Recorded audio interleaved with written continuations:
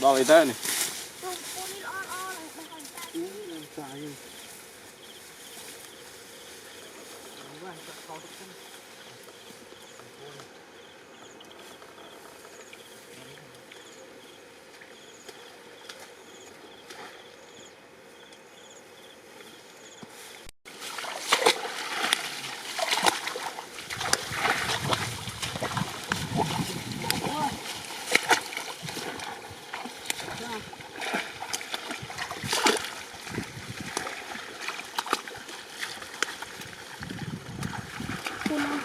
không một xây được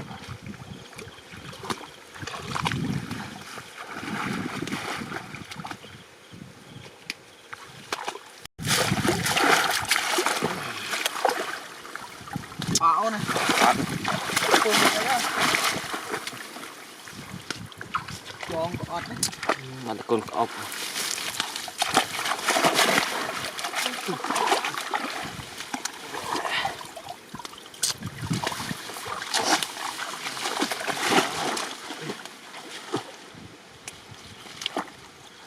đã lên ba đấy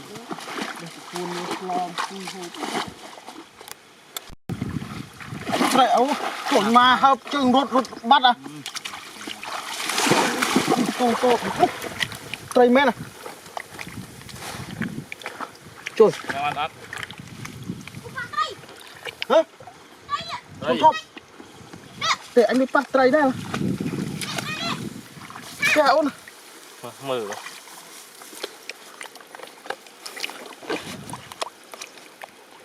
để bắt tray vậy vậy rồi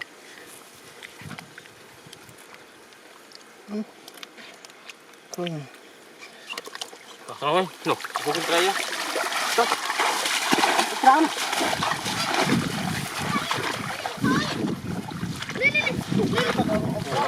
Tray nằm cái đốc đi. Áo tray mấy áo nè. Mai nha. Tôi tray với lăng cái này. Đi hả sao tray ui. từng tay coi tôi mang nó một cái đốc. Tray với lăng. Ủa tray lăng nó này không. coi đi nhập các bạn đây này lăng tao ô tao ấy đó. thôi này hai rồi chơi coi Ram không? chơi nó kiên kiên rồi Tôi mà. Này. Ôi giời ơi. Đá vậy? đẹp tay nhất tay lên tay nó bốc ngay về đây này đây Rinh rong lăng tao này. Lăng tao ôi.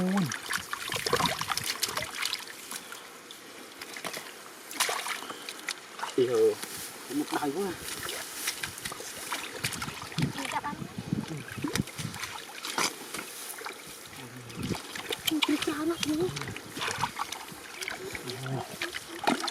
Thuận luôn là rồi bằng quá. Ôi giời.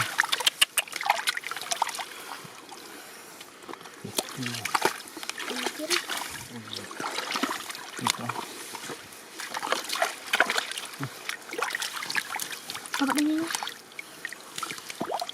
Chợ xô còn nhận một đai á. Nó cho nó bao. Còn mấy à? Rồi. ô làm bàn Mà ơi, cái nó muốn có như là ọt vòn là. Ô nó mới kiên cái con.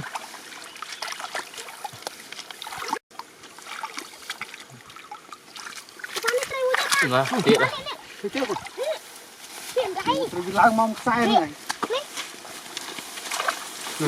Ôi, cắt nó giọng cắt nó. Rồi rong lang tên nữa.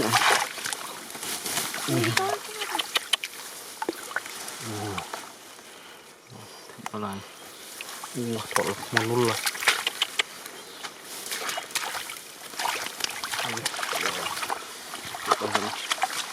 tiếp ba tiếp lan tâm công hiếu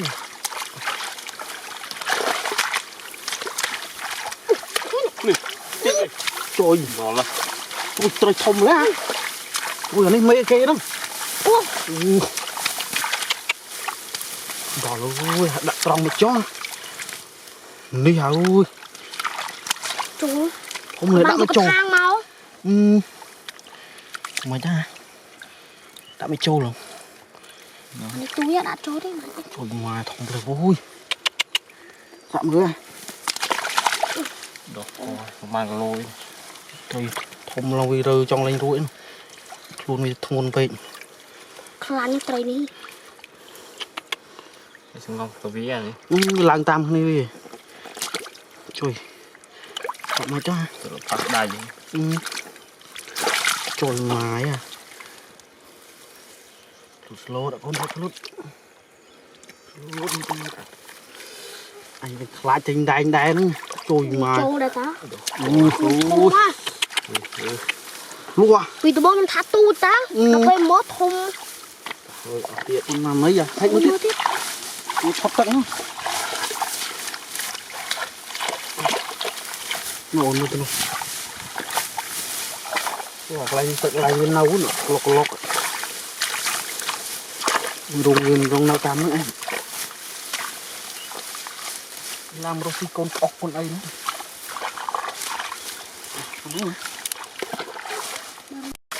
Hỏi là cô nghe như hơn đây này. Phật nó làm cho Phật nữa đấy. mưa tam run lại nó càng tam run Phật đấy này ở lì. mưa tam một trên nó chết trong nước Quỳnh. Không phân nan rồi.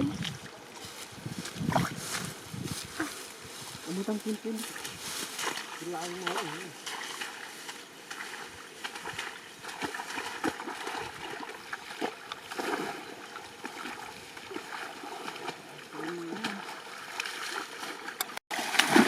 ôi căn trai vậy rút trai mà chắc ăn này Ồ, cái thua nè.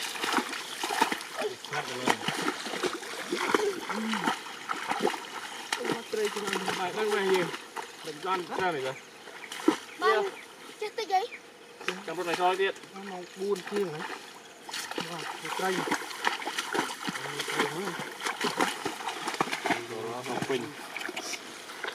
phật ống Vì bọn thả thông mấy phật tu mau mau ơi về mớ bớt thùng. Cô rút tật hàng này Nè, cậu ba. Nhưng bọn lẽ thông tôi cả tôi với slo.